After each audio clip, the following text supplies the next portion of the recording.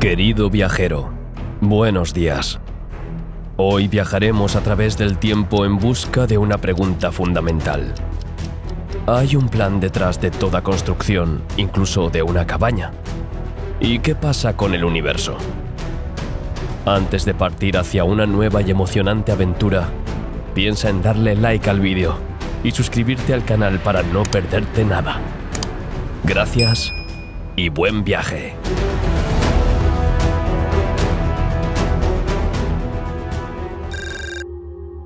Las primeras edades del universo. Hace 13.800 millones de años nació toda la materia del universo. En solo 3 minutos. Pero veamos más de cerca esos 3 primeros minutos, donde todo comenzó. Instante cero. El Big Bang. Todo comenzó hace 13.800 millones de años. El universo nace en el instante cero, como un punto, un átomo primordial, adimensional e infinitesimalmente pequeño, que contiene toda la energía del universo. Este momento preciso se denomina singularidad inicial o Big Bang. La materia y la energía del universo y las dimensiones del espacio y del tiempo están comprimidas en un estado de extrema densidad. La temperatura es alta. El punto no representa un lugar específico en el espacio, sino que está en todas partes a la vez. Luego se expande hasta abarcar todo el espacio, el tiempo y la materia. Inspirado en la teoría de la relatividad general de Einstein, el modelo del Big Bang es la explicación del origen del universo unánimemente aceptada por la comunidad científica. La razón es que, aunque se expande y se enfría con el tiempo, en el pasado era más denso y caliente.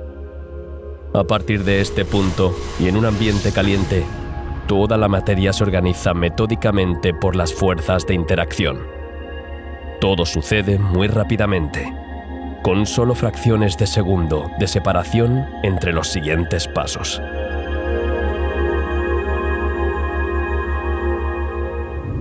De 10 a 43 segundos. La era de Planck.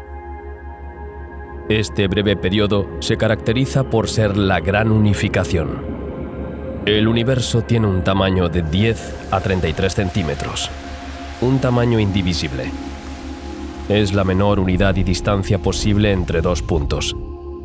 En comparación, un solo átomo de hidrógeno es 10 millones de veces más grande. Durante esta breve época del universo, la temperatura se eleva a 1032 grados y su densidad es la asombrosa cifra de 1094 veces la del agua. El universo aún no estaba sometido a las 4 fuerzas de la naturaleza. La fuerza nuclear fuerte, que une los núcleos de los átomos. La fuerza nuclear débil, que rige la radiactividad. La fuerza electromagnética, que actúa entre las partículas con carga eléctrica. Y la fuerza gravitatoria. En la era de Planck, estas 4 fuerzas se unen en una sola. Las interacciones fundamentales y las nociones de espacio y tiempo no tienen sentido en esta época. Ni la relatividad general ni la física cuántica pueden describir este fenómeno porque las fuerzas se aplican todas al mismo tiempo. El muro de Planck se interpone entre el tiempo anterior y el posterior al Big Bang, como una frontera que hace inaccesible este periodo primordial. Al final de esta era, la gravedad se libera del desenfoque cuántico y el universo toma oficialmente su impulso primordial.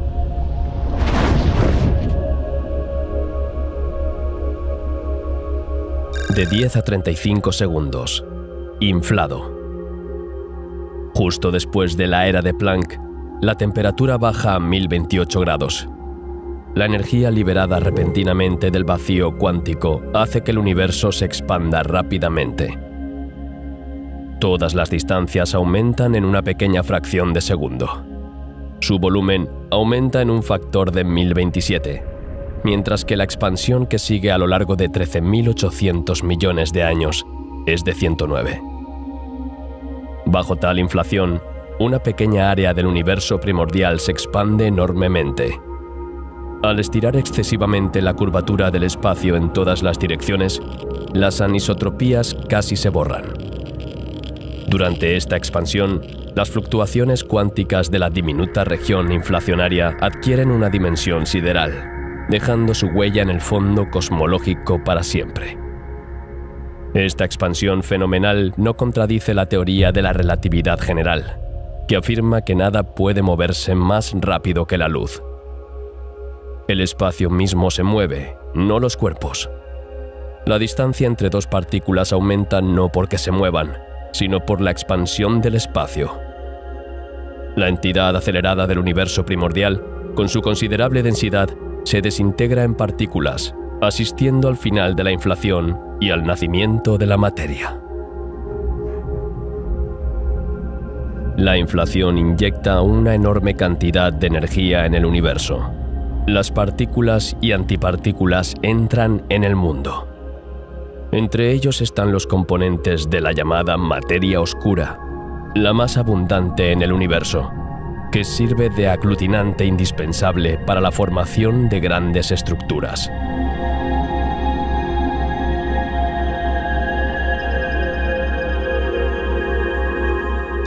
De 10 a 32 segundos.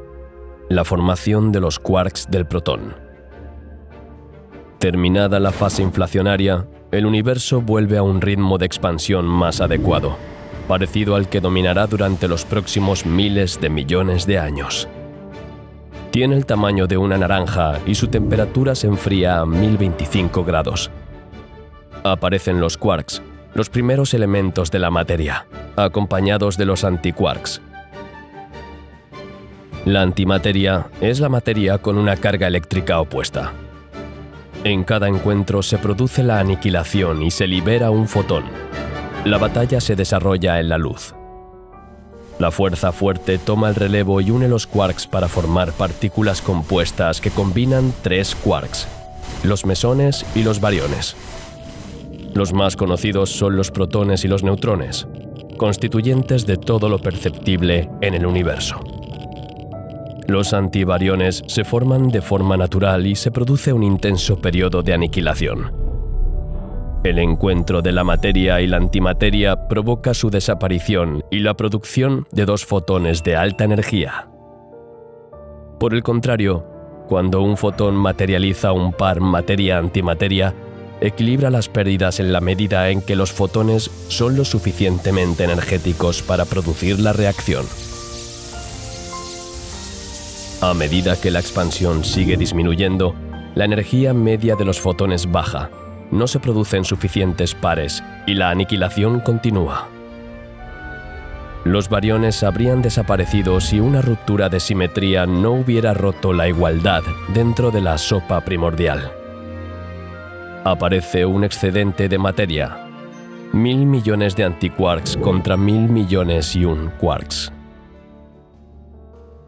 Un desequilibrio que parece irrisorio y que, sin embargo, es gracias a él que existe la materia que conocemos y de la que estamos hechos.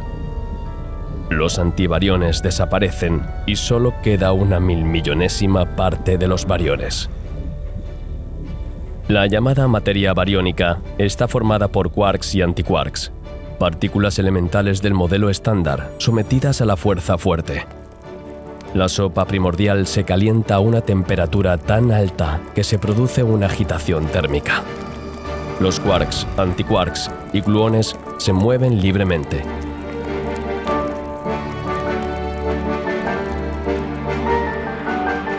Un segundo. Los protones dominan sobre los neutrones. La energía de los fotones cae por debajo del umbral de producción de pares electrón-positrón, lo que provoca la desaparición de los antielectrones y deja solo un puñado de electrones. El universo se enfrió a 10.000 millones de grados y su densidad cayó a 380.000 veces la del agua. Como resultado de la derrota de la antimateria, hay un desequilibrio entre el número de neutrones y protones. Los neutrones se forman por el acoplamiento de un protón con un electrón, pero estos últimos han desaparecido en su mayoría como resultado de la aniquilación. Los protones están ahora 5 veces más presentes que los electrones. A partir de 12 segundos, la nucleosíntesis primordial.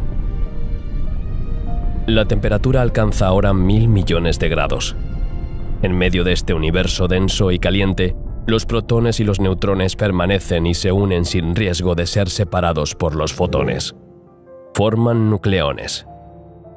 Los protones restantes formarán por sí solos átomos de hidrógeno. La fuerza fuerte obliga a los nucleones a unirse y formar núcleos atómicos simples como el deuterio. En cuanto se crean, se disocian inmediatamente mediante fotones. Pero a partir de los 12 segundos, con el fenómeno de la expansión, la energía de los fotones se vuelve inferior a la energía del enlace del deuterio, hasta tal punto que los núcleos recién formados se resisten. Estos, a su vez, atraen un protón y un neutrón para formar un núcleo de helio. De repente, el universo es como un reactor de fusión nuclear, en el que todos los neutrones libres están unidos a los núcleos de helio. La nucleosíntesis primordial se detiene después de unos minutos, liberando estos núcleos ligeros de hidrógeno y helio en el universo. El descenso de la temperatura y la estabilidad del núcleo de helio no permitirán que la nucleosíntesis vuelva a producirse más adelante. El universo está más diluido y seguirá enfriándose. 30 minutos después del instante cero, el universo tiene una temperatura de 300 millones de grados. Su densidad es casi nula. No ocurrirá nada más durante unos cientos de miles de años. El universo sigue expandiéndose pacíficamente. Su radiación sigue impidiendo la formación de los elementos más pesados porque siguen siendo inestables. Los núcleos de hidrógeno y helio están bañados en un mar de fotones. Todo se ralentiza. 380.000 años después, la temperatura sube a 3000 grados y se forman nuevos enlaces, recombinación. Los electrones son atraídos hacia los núcleos por la fuerza electromagnética que actúa entre las partículas cargadas eléctricamente. Hasta ahora, sus enlaces se destruían sistemáticamente con fotones suficientemente energéticos. Ahora se estabilizarán. Los fotones ya no tienen suficiente energía para romperlos. Los electrones y los núcleos se unen permanentemente. Los núcleos de hidrógeno, que contienen un protón, atraen un electrón. Los núcleos de helio, que contienen 2 protones, atraen 2 electrones. Los neutrones no tienen carga eléctrica y no participan en la unión electromagnética. El universo se vuelve menos denso. Los fotones se liberan, vuelan por el espacio e irradian luz. El universo se vuelve transparente. Esta primera emisión repentina de luz se denomina fondo cósmico de microondas. Este es un hito importante en la historia del universo. El universo, que hasta entonces había estado en la oscuridad, opaco a los fotones, se encuentra de repente iluminado.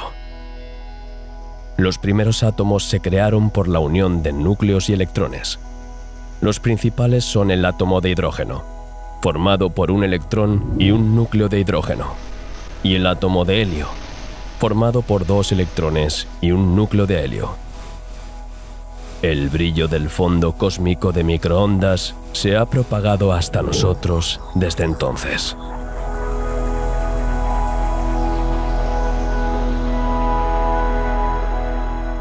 El periodo de la Edad Oscura comienza hace 13.700 millones de años. El universo es homogéneo, no contiene estrellas. La única luz es la de la radiación fósil. Sigue expandiéndose. Gigantescas masas de materia se alejan poco a poco unas de otras. de las nubes de hidrógeno y átomos que se agrupan bajo el efecto de la gravedad. A lo largo de cientos de millones de años se forman nubes cada vez más densas, lo que ralentiza el proceso de expansión. Estas nubes de tamaño inconmensurable se llaman protogalaxias. Presentan inhomogeneidades que dan lugar a zonas en las que la materia se condensa fuertemente, dando lugar al nacimiento de estrellas. Los átomos de hidrógeno se forman entre sí y aumentan la temperatura, fenómeno de acreción. Los átomos pierden sus electrones y vuelven a ser núcleos. La fuerza gravitatoria se enfrenta entonces a la fuerza electromagnética. Los núcleos de hidrógeno, que son protones cargados positivamente, al perder su electrón cargado negativamente, dejan de ser eléctricamente neutros. Dejan de ser eléctricamente neutros. Las leyes del electromagnetismo especifican que las cargas del mismo signo se rechazan entre sí. Comienza un duelo entre la fuerza gravitatoria que une los núcleos y la fuerza electromagnética que los separa. La gravedad persiste y hace que la temperatura aumente hasta casi 10 millones de grados. La fuerza electromagnética se doblega, derrotada en este duelo. Es el colapso. Los protones entran en contacto y se fusionan en núcleos de deuterio y luego en núcleos de helio, de la misma manera que durante la nucleosíntesis primordial. El final de la Edad Media está marcado por el encendido de las primeras estrellas.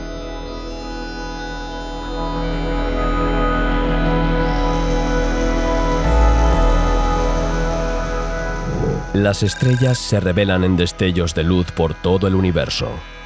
Una primera generación de estrellas, conocida como población 3, brilla. Estas estrellas, formadas a partir de un medio carente de elementos más pesados que el helio, tienen masas equivalentes a varios cientos de masas solares.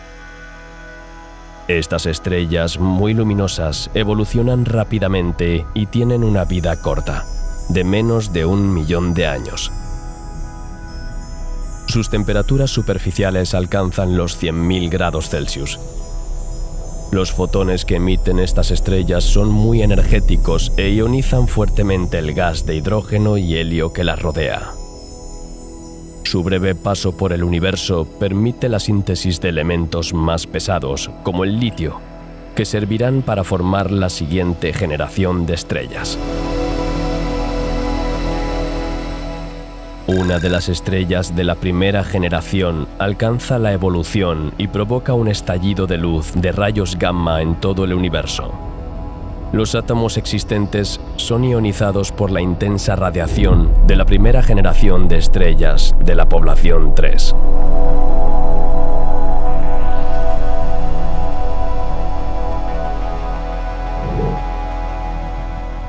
Las primeras galaxias toman forma hace 13.000 millones de años.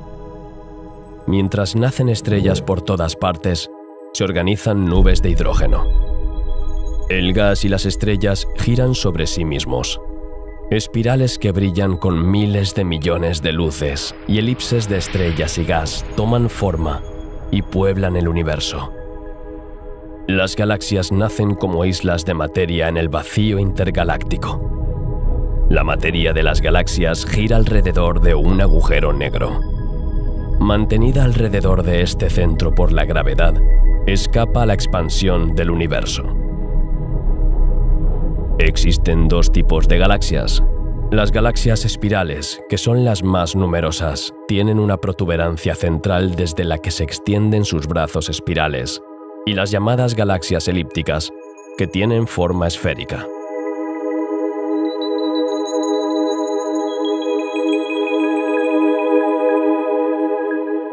El universo tiene 1.000 millones de años y los primeros cúmulos de galaxias están surgiendo. Algunas de las galaxias recién formadas se reúnen en nubes, que se denominan cúmulos. Los más masivos son los descendientes de los protocúmulos, concentraciones de galaxias primordiales. Algunos de ellos son tan masivos y activos que se manifiestan como cuásares. En un rincón remoto del cosmos, la materia oscura y la materia bariónica se condensan en un protocúmulo de galaxias que abarca más de 40 millones de años luz. Su alta densidad provoca muchas fusiones entre galaxias. La formación de estrellas jóvenes y masivas se está acelerando. En el corazón de algunos de ellos se forman agujeros negros ultramasivos y se encienden cuásares.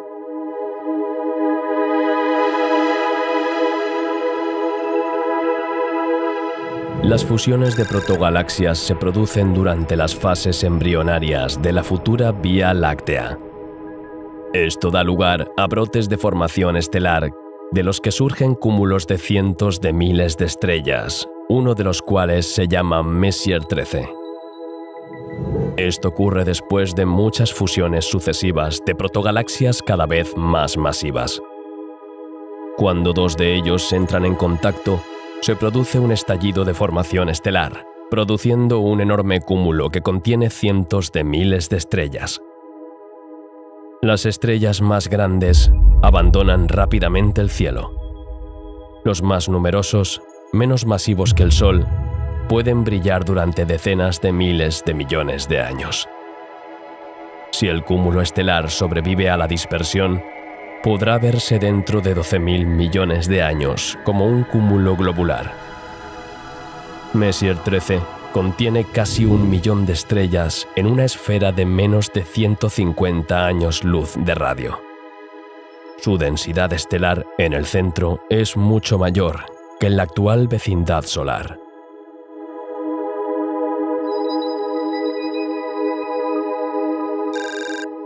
Con apenas 2.000 millones de años, miles de galaxias jóvenes ya están bien establecidas en el universo.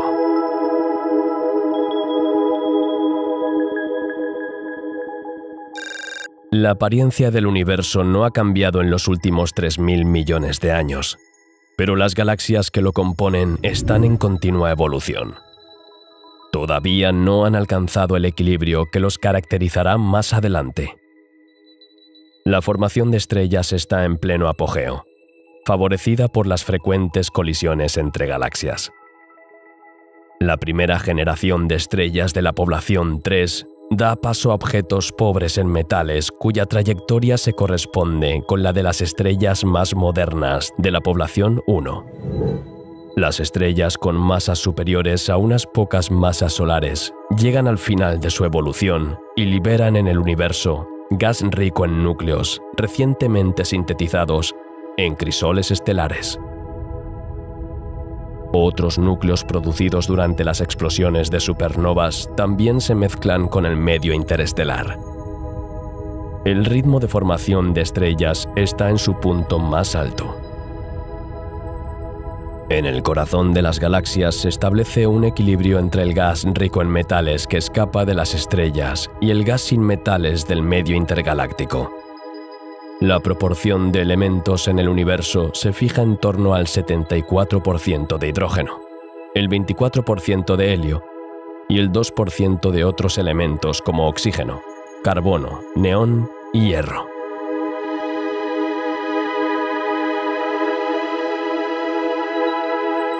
La Vía Láctea se originó a partir de la reunión de protogalaxias.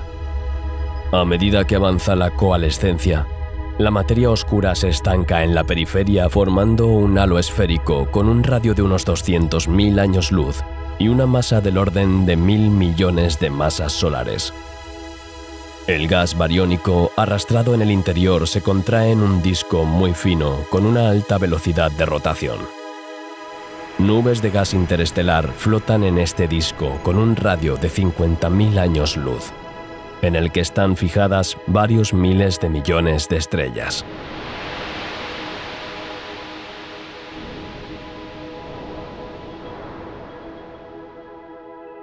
El supercúmulo local Laniakea, la atracción gravitatoria hacia la que viajan las galaxias y los cúmulos de galaxias, se forma cuando el universo tiene solo la mitad de su edad actual.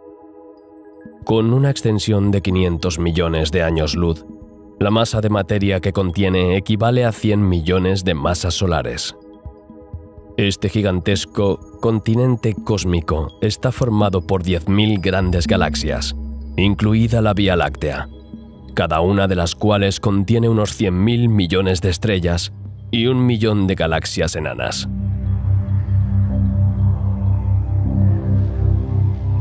El cúmulo de galaxias en el que se encuentra la Vía Láctea es el Grupo Local, formado por unos 30 individuos, un cúmulo muy pequeño.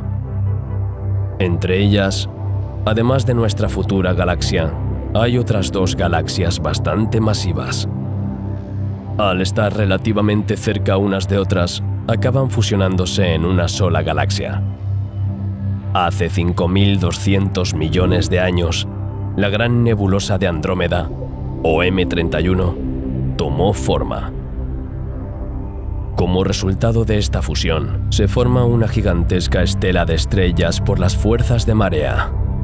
Algunas de estas estrellas se dirigen hacia la gran galaxia, pero otras escapan y se unen para formar 2 galaxias enanas, la Gran Nube de Magallanes y la Pequeña Nube de Magallanes.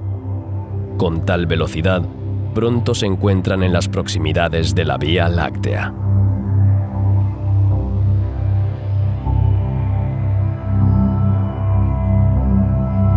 La expansión del universo, que se ha ralentizado desde el final de la inflación, se activa de nuevo por la energía oscura.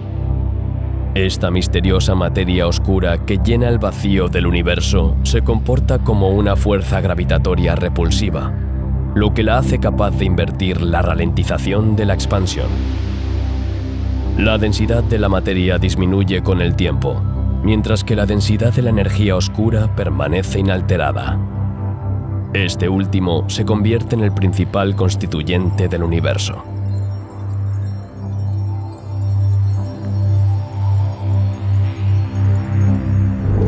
La formación del sistema solar.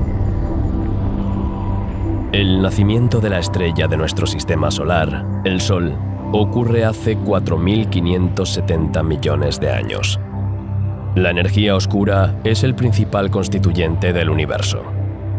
El supercúmulo local contiene más de 10.000 objetos celestes.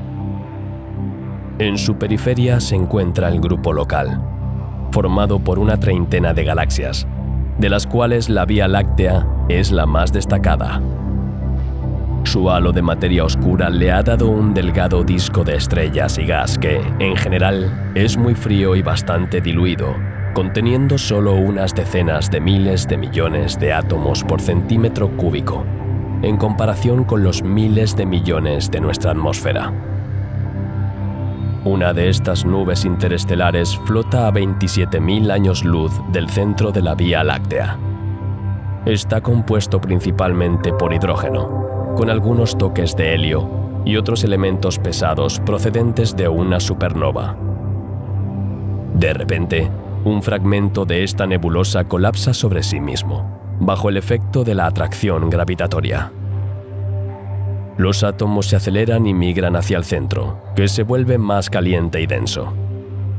La nube adquiere una forma esférica y el gas se calienta para irradiar energía.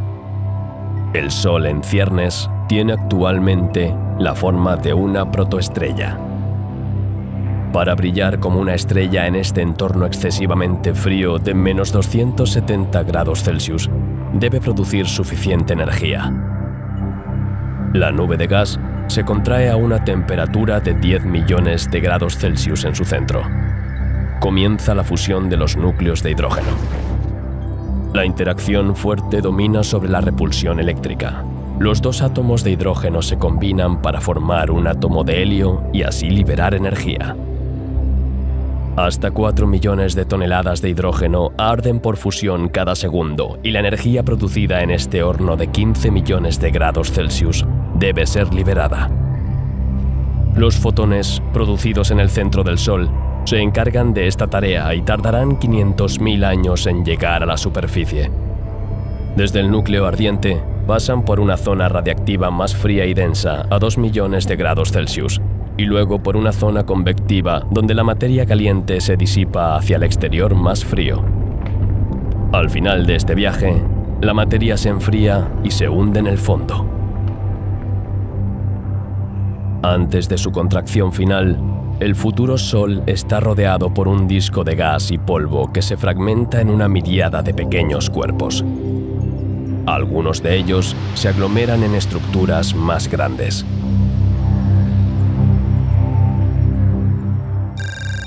Unos 10 millones de años después, los planetas comienzan a formarse. Parte del material, que gira demasiado rápido para unirse al Sol en formación, se aplana en un disco de hidrógeno y helio en su mayoría, con pequeños agregados de materia sólida. Estos granos se pegan entre sí y en cuanto forman bloques de más de 1 metro, la gravedad entra en acción y forma cuerpos de más de 1 kilómetro de longitud. Los más masivos absorben todo lo que se encuentra en el área de influencia.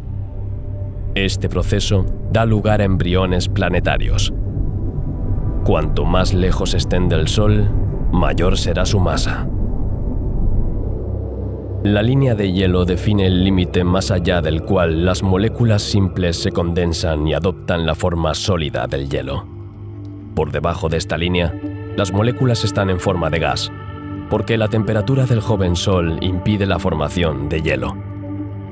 Más allá de esta línea, los embriones planetarios que se forman son bastante masivos y atraen el gas del disco hasta rodearse de hidrógeno y helio. Cuando la masa de esta envoltura alcanza 100 veces la de la Tierra, colapsa en un planeta gigante de gas. Aparecen Júpiter y Saturno. Si la envoltura es menos pesada, se rompe, dejando un núcleo de rocas y hielo con una masa de unas 15 masas terrestres rodeado de un poco de hidrógeno y helio. Aparecen Urano y Neptuno.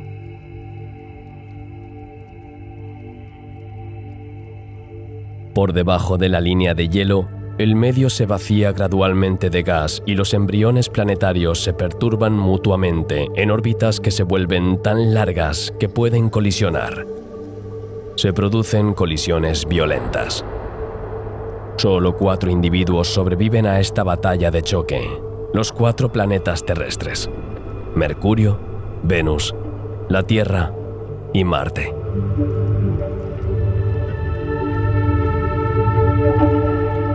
Miles de años después, en el lugar más favorable para la formación planetaria, más allá de la línea de hielo, Júpiter se engrosa. Por sí solo alcanza 300 masas terrestres, más que todos los demás planetas del Sistema Solar juntos. A través de la interacción con el gas residual durante su formación, Júpiter se está moviendo hacia el interior del disco que rodea al Sol. Las situaciones de resonancia orbital proliferan entre el planeta y los objetos que se mueven entre él y Marte. Como resultado, los planetesimales, pequeños cuerpos que podrían crecer hasta formar un planeta, se rompen al colisionar. Entre Marte y Júpiter, la formación de embriones planetarios está entonces comprometida. Ningún planeta se formará allí. Los planetesimales conforman ahora el cinturón de asteroides. El cinturón de asteroides contiene varios cientos de miles de objetos que van desde el tamaño de una mota de polvo hasta un planetoide de 500 kilómetros de diámetro.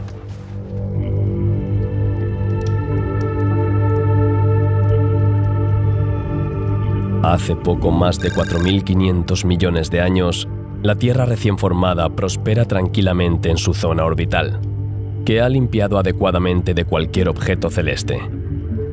Los 2 puntos de Lagrange, L4 y L5, son una excepción a la regla debido al equilibrio de fuerzas que allí se produce. Algunos planetesimales encuentran refugio allí, especialmente en L4, lo que permite el desarrollo de un embrión planetario que alcanza el tamaño de Marte. Este planeta, Theia, se vuelve demasiado masivo y escapa de su punto de refugio gracias a la afluencia gravitatoria de otros planetas. Sigue una órbita más que caótica alrededor del Sol antes de chocar con la joven Tierra. Theia queda destrozada por el impacto y se dispersa por los alrededores. Su núcleo de hierro entra en el núcleo de la Tierra en un estado de completa fusión debido a la violencia del impacto. La energía involucrada en esta colisión es espectacular. Miles de millones de toneladas de material se vaporizan y funden y la temperatura de algunas partes de la Tierra alcanza los 10.000 grados centígrados. Los restos de roca de ambos mantos planetarios flotan en un vórtice en la órbita de la Tierra. La capa exterior de la Tierra se funde y forma un océano de magma. Unos años más tarde, estos restos se agrupan para formar un nuevo cuerpo celeste, la Luna. Su núcleo de hierro sigue siendo relativamente pequeño. Al principio, se encontraba a una 1/10 parte de la distancia de la Luna actual y orbitaba alrededor de la Tierra. Se alejará gradualmente debido a la aceleración de la marea. La Tierra y la Luna entran en una rotación sincronizada.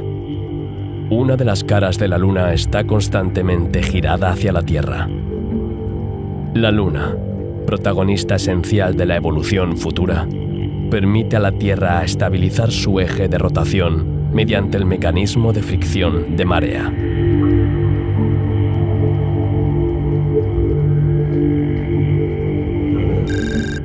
Hace 4.500 millones de años, los planetas gigantes estaban rodeados por un disco de gas y polvo en cuyo centro se formaban sus satélites. El gas del disco hace que los satélites migren suavemente hacia el planeta debido a la interacción gravitatoria. Uno de los satélites de Saturno, de unos 5.000 kilómetros de diámetro y formado por un núcleo rocoso cubierto por un gran manto de hielo de agua, se acerca lentamente al gigante gaseoso. El gran satélite cruza el límite de la roca, la distancia por debajo de la cual su cohesión interna ya no puede soportar las fuerzas de marea provocadas por el planeta. El manto de hielo se pulveriza y el núcleo de roca, más tenaz, sigue moviéndose hasta que es engullido por Saturno. Una multitud de bloques de hielo están dispersos. Algunos de ellos son capturados por el planeta y el resto se extiende en un disco aplanado alrededor del planeta, formando los famosos anillos de Saturno.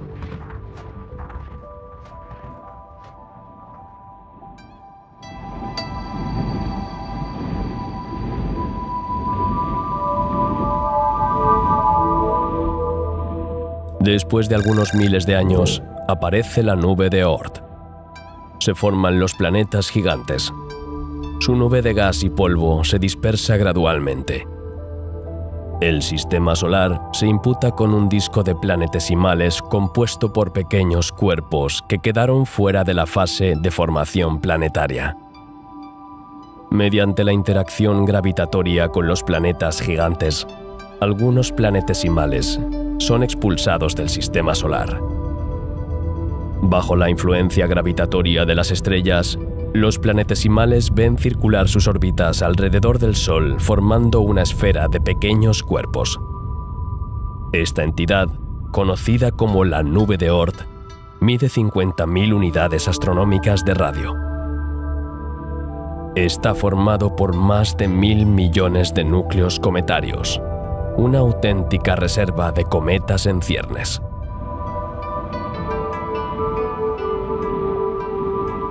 $9.800 millones de años después del Big Bang, el sistema solar sigue evolucionando.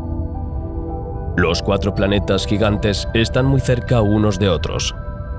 Urano es el más alejado del Sol y se encuentra cerca de un disco lleno de planetesimales. Unos millones de años más tarde, los 4 gigantes gaseosos inician una migración debido a las interacciones gravitatorias, con pequeños cuerpos en el borde interior del disco.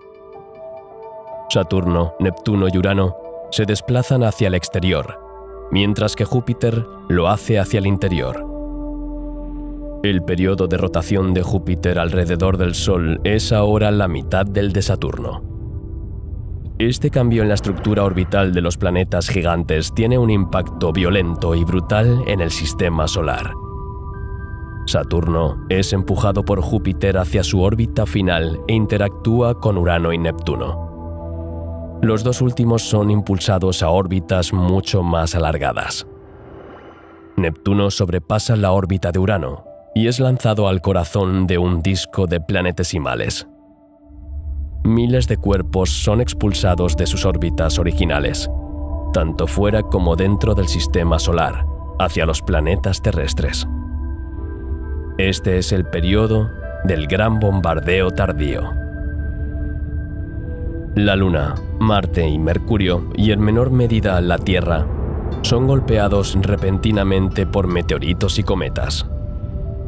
Sus superficies están profundamente marcadas con cráteres de impacto. La Luna cuenta con unos 1.700, mientras que la Tierra es golpeada por casi 22.000 objetos gigantescos, algunos de los cuales superan el tamaño de un país como España, es decir, más de 1.000 kilómetros de diámetro.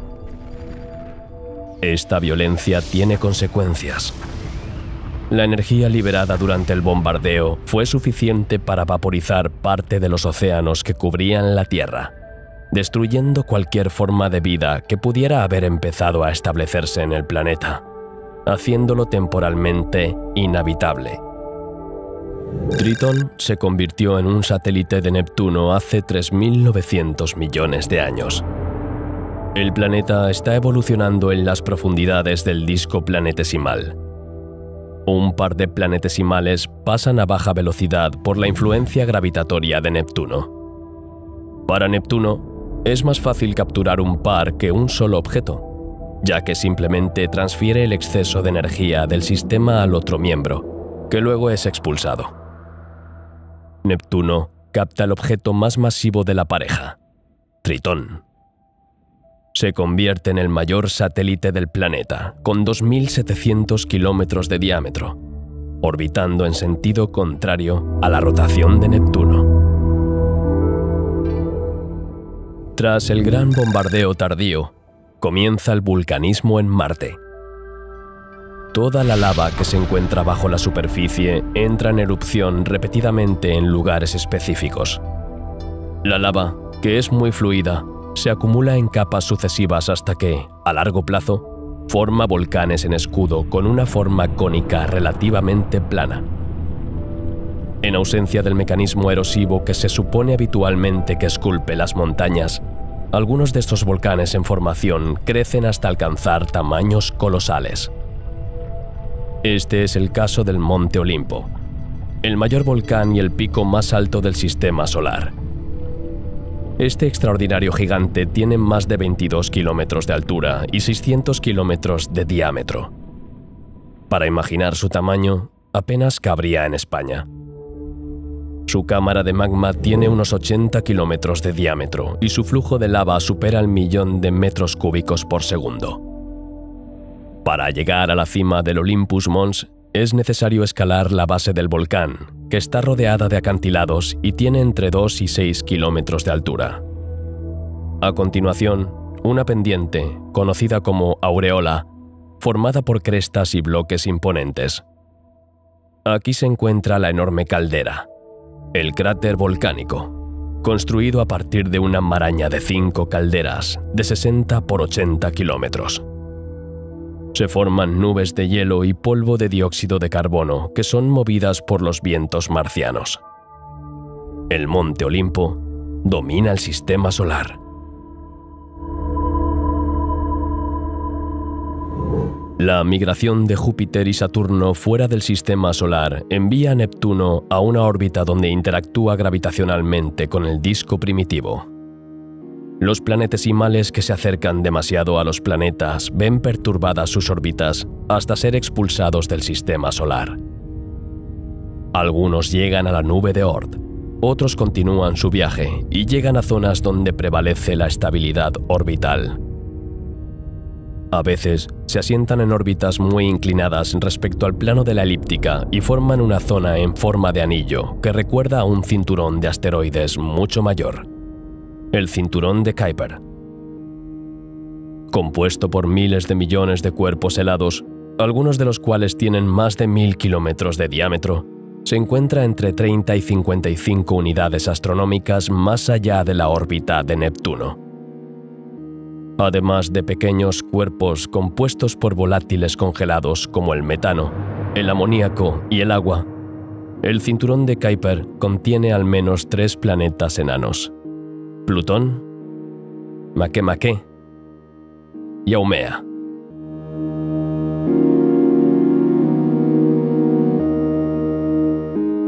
Las primeras formas de vida se desarrollaron hace 3.500 millones de años.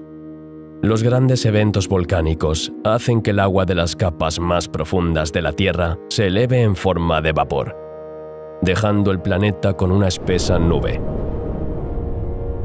Las lluvias torrenciales provocadas por todo este vapor de agua que satura la atmósfera terrestre forman los primeros océanos.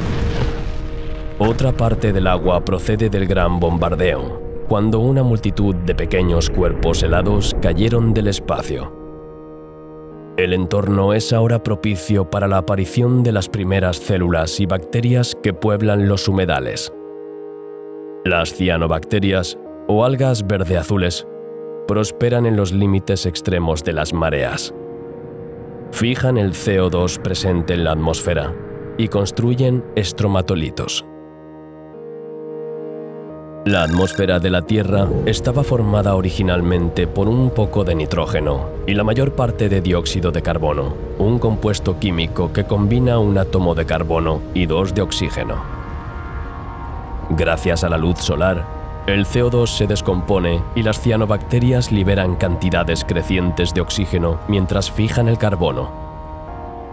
El oxígeno recién producido se combina con los minerales de la corteza terrestre, como el hierro.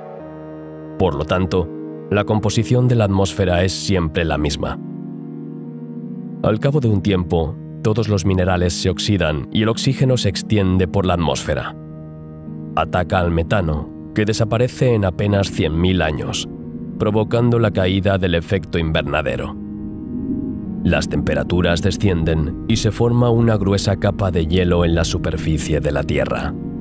Es el periodo de la glaciación huroniana, que durará unos cientos de millones de años y provocará la pérdida de la mayoría de las especies vivas.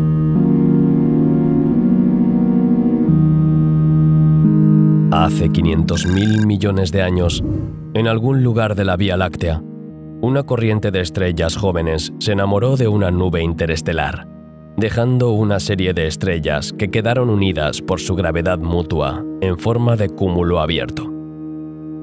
Este grupo de estrellas, que se mueve en la misma dirección, se encuentra 5 millones de años después, a menos de 500 millones de años luz del Sol.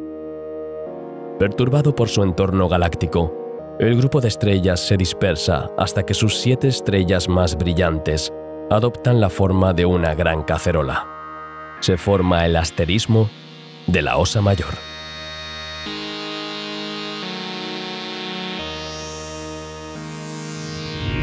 M31, la galaxia de Andrómeda, es abordada por una galaxia mucho más pequeña con una masa de solo 1/10 parte de la suya. Se produce una colisión frontal a unos miles de años luz del centro de M31. 2 ondas de densidad anular se propagan hacia el exterior del disco, perturbando la organización de sus brazos espirales, que se entrelazan en un anillo excéntrico. Las regiones centrales de M31 están muy perturbadas. La barra central se debilita y la onda de densidad interna, de propagación más lenta, acaba dibujando una elipse. Durante el choque, M32 pierde la mitad de sus estrellas, la mitad de su materia oscura y todo su gas. Su bulbo sobrevive como una galaxia enana llamada M32.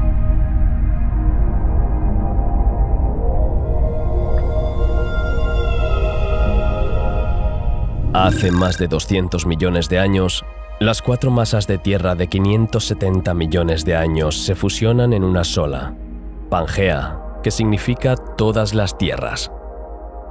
Formada por la colisión de los 2 supercontinentes, Protogondwana y Larusia, el relieve de Pangea está conformado por importantes cordilleras. Está rodeada en gran parte por el océano Panthalassa y también alberga al océano Tethys, al este, en el hueco de la media luna que forma. La formación de Pangea tiene importantes consecuencias para la vida. La longitud del litoral y la superficie de las aguas costeras se transformaron y una gran parte de las especies marinas no sobrevivieron. Las tierras del centro de Pangea están alejadas del mar y experimentan muchas menos precipitaciones. Aparecen desiertos gigantescos.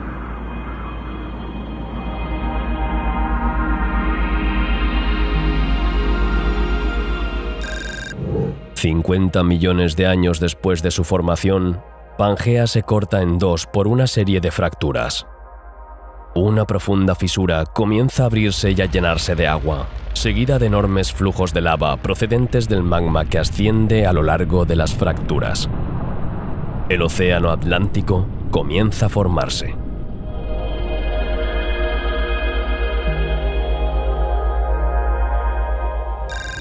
Un primer cuerpo celeste evoluciona a poco más de 2 unidades astronómicas del Sol en el borde interior del cinturón de asteroides.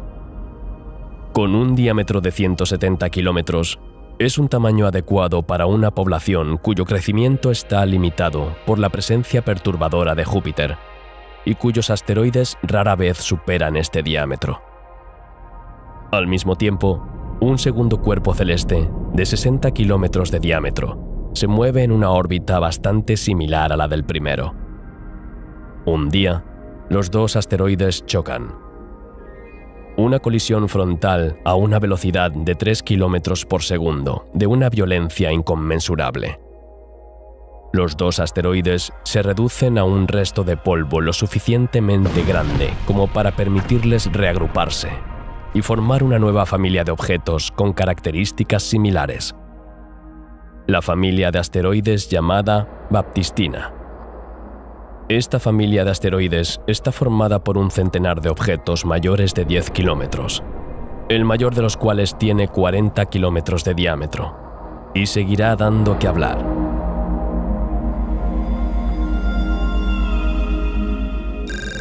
Olympus Mons, el gigantesco volcán marciano, muestra una persistente actividad sísmica. La actividad más intensa se produjo en su cima, situada a más de 22.000 metros sobre las llanuras circundantes, hace 140 millones de años. El techo de la cámara, una vez vaciado de su magma, ya no podía soportar el núcleo del edificio. Se produce un colapso que forma una enorme depresión cilíndrica en el centro del volcán, la caldera, prueba de la potente actividad eruptiva que se produce.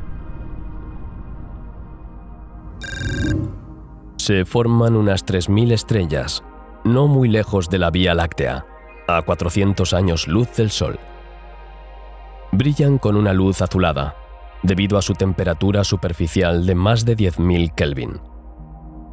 Situado muy cerca, en términos astronómicos, este cúmulo de estrellas forma un asterismo notable en el cielo, que recuerda a la Osa Mayor.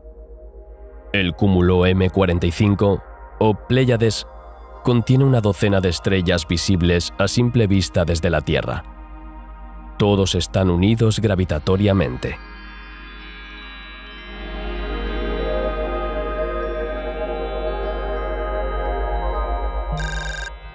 Los asteroides de la familia Baptistina permanecen en el cosmos. Están sujetos al efecto Yarkovsky. Esto significa que son objetos que giran en presencia de la radiación. Al ser iluminado por la fuente de radiación, un lado del objeto recibe energía. Después de media revolución, este mismo rostro, ahora en sombra, irradia la energía recibida hacia el exterior. En este momento se ejerce un empuje muy débil en función de su forma y del estado de la superficie.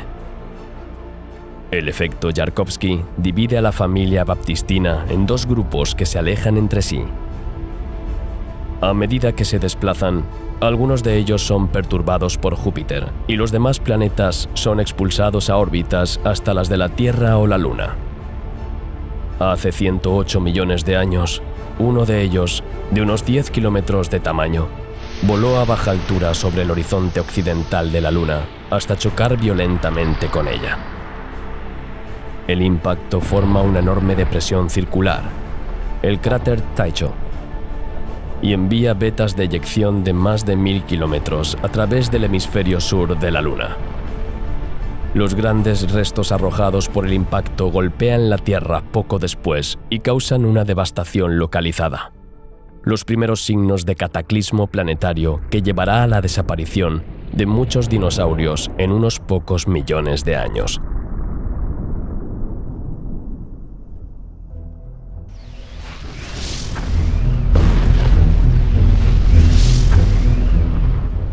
Durante algunos millones de años, aumentó la formación de cráteres de impacto causados por objetos celestes de más de 1 kilómetro.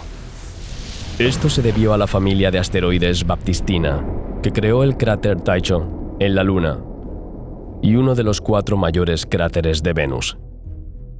La Tierra también lleva las marcas de los impactos de esta familia, pero lo que le espera no es comparable. Hace 65 millones de años, uno de los asteroides Baptistina, de 10 kilómetros de diámetro, chocó con la Tierra y la dañó irremediablemente. El cráter de impacto se encuentra ahora bajo una gruesa capa de piedra caliza en el norte de la península de Yucatán, en México. Este impacto contribuyó a la extinción masiva de 2/3 de las especies de la era secundaria tardía: los dinosaurios no avianos, los pterosaurios y los plesiosaurios. Amplifica las erupciones masivas en el Deccan, lo que provoca una disminución de la luz solar y la muerte de las plantas. La fractura que inició la división de Pangea hace 150 millones de años continúa su evolución extendiéndose de un polo a otro del globo. La zona sumergida se hizo más amplia y profunda. El magma que sobresalía de las fosas se solidificó bajo el agua, formando una cresta volcánica de varios miles de kilómetros. Pangea se divide en 2 bloques separados entre sí por las emisiones de lava del nuevo océano.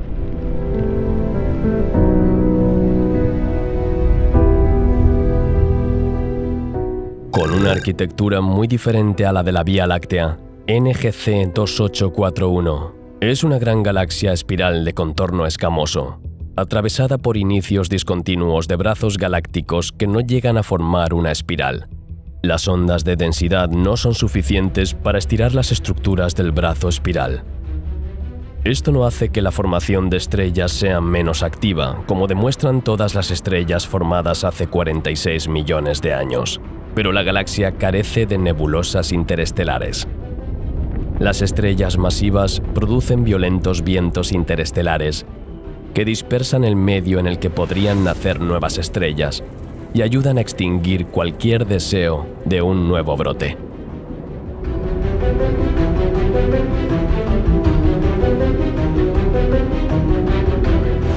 Hace 11 millones de años, la galaxia NGC 5128, conocida como Centauro A, colisionó con una espiral de su grupo.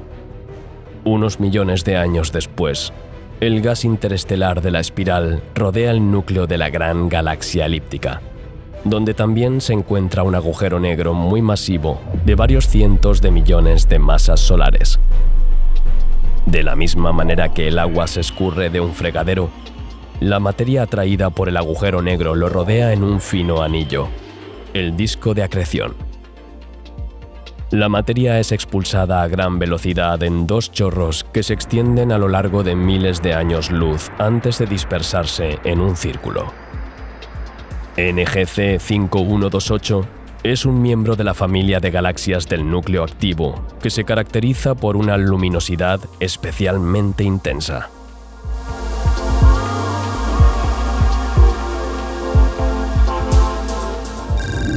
El universo hoy. Durante la formación del Sistema Solar, los cometas se concentraron a más de 5 unidades astronómicas del Sol porque la temperatura es lo suficientemente fría como para que el agua se mantenga en estado sólido. Los planetas gigantes pueden desestabilizar la gravedad de estos objetos, transformándolos en el futuro núcleo cometario y proyectándolos hacia el Sistema Solar interior. Hace 10 millones de años, un pequeño cuerpo se separó de una reserva de objetos que evolucionaban más allá de Neptuno en órbitas muy inclinadas. Al acercarse gradualmente al Sol, el pequeño cuerpo se calentó hasta el punto de que el hielo de su superficie se convirtió en gas y soltó bloques sólidos. Se forma una envoltura de gas y polvo, llamada pelo. A medida que se acerca al Sol, la cabellera del cometa se aleja drásticamente de la estrella debido al viento solar y a la presión de la radiación. Este cometa, llamado cometa Halley, pasará regularmente cerca de la Tierra.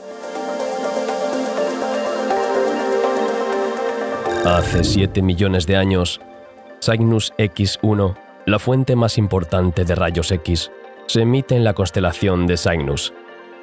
Repartidos por el cielo, desde la constelación de Orión hasta la del Cisne, uno de los brazos de la Vía Láctea alberga 2 hermosas estrellas azules. Se sabe que la mayor de las 2 estrellas sopla fuertes vientos estelares. Al final de su vida, se libera de su envoltura y su núcleo colapsa en un agujero negro de 10 masas solares. Pero la pareja de estrellas sigue existiendo. La segunda estrella pierde material que envuelve el agujero negro para formar un disco de gas. La fricción frenética hace que se caliente a millones de grados. Se emite una corriente de rayos X, la fuente más brillante del cielo. Una estrella masiva cercana al Sol sufre el colapso de su núcleo al entrar en la fase final de su evolución. El manto de la estrella es expulsado violentamente y el núcleo recibe a cambio un fuerte impulso que lo lanza a gran velocidad hacia el entorno galáctico local. El remanente estelar baila en rápida rotación y emite un intenso campo magnético, tal que se convierte en un púlsar. Libera electrones energéticos en el gas interestelar, que forman una lámina a su alrededor, en lugar de la emisión de rayos X. Este púlsar adopta la forma de 2 estelas luminosas en el cielo, que escapan de una fuente central aún más brillante.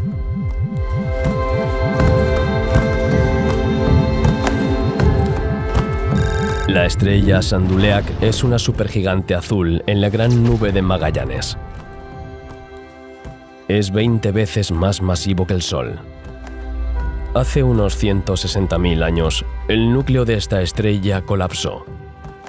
Esto forma un enorme coágulo de neutrones estabilizados a un nivel de densidad mayor que el de un núcleo atómico. Este cuerpo ultradenso se expande inmediatamente, creando una extraordinaria onda de choque que hace que el resto de la estrella se expanda bruscamente. Las reacciones nucleares comienzan en las capas más profundas, generando masas de elementos radiactivos. La envoltura brilla con un resplandor impresionante, 1000 millones de veces el brillo del Sol, mientras está sometida a una alta temperatura. Su radiación se desvanece con el tiempo.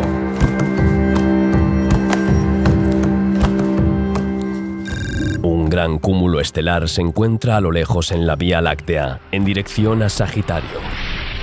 Hace unos 48.000 años, el núcleo de una de las estrellas colapsa. La estrella de neutrones, o magnetar, así formada comienza a girar con tanta fuerza e intensidad que provoca una tensión considerable en la corteza estelar. La corteza se resquebraja y libera una repentina ráfaga de energía magnética, una densa nube de pares electrón-positrón y una ráfaga de rayos gamma. Esto no dejará de tener consecuencias en el futuro. La época del Pleistoceno está llegando a su fin. Un gran bloque de zinc y hierro se dirige a la Tierra. Fragmento del núcleo de un planeta en formación, desprendido en una colisión, su composición metálica le permite soportar las molestias aerodinámicas impuestas por la atmósfera terrestre. Al acercarse a su destino, Audito acabó por romperse. Un bloque cientos de veces mayor que la de la bomba de Hiroshima. La llanura herbácea en la que vivían los mamuts y los perezosos gigantes queda totalmente aniquilada, así como todas las formas de vida presentes en un radio de varios kilómetros. Carina Eta es una de las estrellas más masivas de la Vía Láctea, 100 veces más masiva y 5 millones de veces más brillante que nuestro Sol. Girando sobre sí misma a una velocidad cercana al límite que la desmembraría por efecto de las fuerzas centrífugas, la estrella adopta una forma aplanada. Sus polos están sometidos a una gran presión de radiación y sus capas polares se hinchan hasta entrar en erupción. La estrella ilumina ahora el cielo gracias a los gases sobrecalentados que escapan de sus polos. Se convierte en la segunda estrella más brillante del cielo. Una estrella al final de su proceso evolutivo ve colapsar su núcleo a 6.000 años luz de distancia en dirección a la constelación de Tauro. El cuerpo mayoritariamente de neutrones es comparable a un núcleo atómico. La expansión de esta estrella, llamada SN 1054, hace que el material sea expulsado al medio interestelar, formando una estructura filamentosa que se asemeja vagamente a un cangrejo, razón por la cual se la llama nebulosa del cangrejo. El remanente de la explosión de SN 1054, un pulsar, se encuentra dentro de la nebulosa del cangrejo como un gran imán que gira rápidamente. Produce una radiación que barre el cosmos circundante, expulsando dos chorros de partículas energéticas del mismo modo que un faro ilumina el océano. Entre los dos brazos principales de la Vía Láctea, una gran nebulosa que combina una nube interestelar y un cúmulo de estrellas toma forma a 5.000 años luz del Sol. Esta es la nebulosa de la Laguna. Una nueva generación de estrellas rompe y esculpe los fragmentos de la nube. Las estrellas, calentadas a muy altas temperaturas, liberan ondas de rayos ultravioleta que disocian átomos y moléculas. Las estrellas masivas soplan vigorosos vientos estelares y barren el sistema solar. La gran nube primordial se disocia lentamente y nacen nuevas generaciones de estrellas. La luz emitida por la supernova que dejó su huella en la nebulosa del Cangrejo llegó a la Tierra en el año 1054. Se descubre la Gran Mancha Roja de Júpiter en 1665. Se trata de una estructura anticiclónica que ha tomado forma en la atmósfera joviana. Tiene casi 15.000 kilómetros de largo y 12.000 de ancho, y es más grande que el planeta Tierra. Los vientos soplan a unos 700 kilómetros por hora, y enormes nubes de 160 kilómetros se ciernen sobre el escenario rojizo. En 1859, se observa por primera vez una erupción solar desde la Tierra. Este acontecimiento primordial en la actividad del Sol se produce en la superficie de la fotosfera y proyecta a través de la cromosfera chorros de material de alta velocidad que contienen todas las partículas que contiene. Las erupciones solares se producen por una acumulación de energía magnética en zonas de campos magnéticos intensos. Desde la Tierra, aparece un punto muy brillante en la superficie del Sol que dura 5 minutos. Unas horas más tarde, se producen auroras polares e interrupciones en las redes telegráficas. En 1876, se produjo una tormenta en Saturno que formó grandes manchas blancas en su superficie. La tormenta es el resultado del ascenso del aire húmedo por el calor latente. El vapor de agua se enfría y se condensa para formar cúmulos de hasta 44 kilómetros. Pueden durar varios meses y van acompañados de relámpagos hasta 10.000 veces más intensos que los de las tormentas terrestres. Un cuerpo con una composición cercana a la de un núcleo cometario se forma más allá de la línea de hielo del sistema solar. Su composición de hielo de agua y polvo lo hace inestable en cuanto entra en las capas superiores de la atmósfera. Luego se desintegró y uno de sus fragmentos aterrizó en la Tierra, por encima de un río en el centro de Siberia. El 30 de junio de 1908, hacia las 7 de la mañana, se produjo una explosión que liberó una energía equivalente a la de 1000 bombas de Hiroshima. Un objeto de 50 metros de diámetro erradicó toda forma de vida en un radio de 50 kilómetros. Se talaron e incendiaron 60 millones de árboles. Se quemaron vivos cientos de renos y otros animales. Los incendios duraron días y se arrojó polvo y escombros a la atmósfera. Una alineación planetaria excepcional se eleva en el cielo. El Sol, la Luna y la Tierra se alinearon con otros 5 planetas: Mercurio, Venus, Marte, Saturno y Júpiter. Aquella mañana del 5 de mayo de 2000, el Sol estaba completamente eclipsado detrás de la Luna. El Sol, a su vez, eclipsó a todos los demás planetas. Para que este acontecimiento se produzca, todos los planetas deben salir al mismo tiempo que el Sol y la Luna, pero la alineación de este día no es perfecta e implica desviaciones posicionales. El magnetar de Sagitario, formado hace más de 47.000 años, emite una tercera llamarada de rayos gamma en 2004. Por primera vez, el soplo emitido llega a la Tierra. Aunque procedía de una estrella situada a 50.000 años luz, tuvo efectos nocivos en la atmósfera hasta 20 kilómetros por encima del suelo. La expansión temporal provoca trastornos en los instrumentos de detección de los satélites y los telescopios terrestres.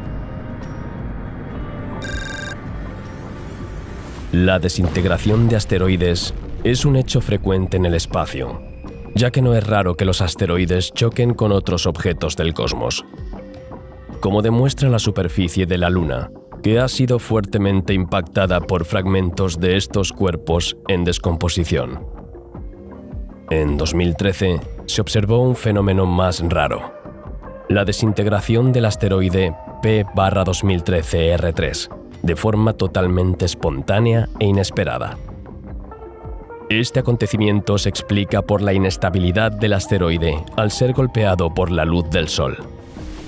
Su intensidad de rotación aumenta hasta que se vuelve incontrolable y se rompe en una docena de bloques, los más grandes de los cuales miden entre 180 y 350 metros de diámetro. El universo está en constante cambio.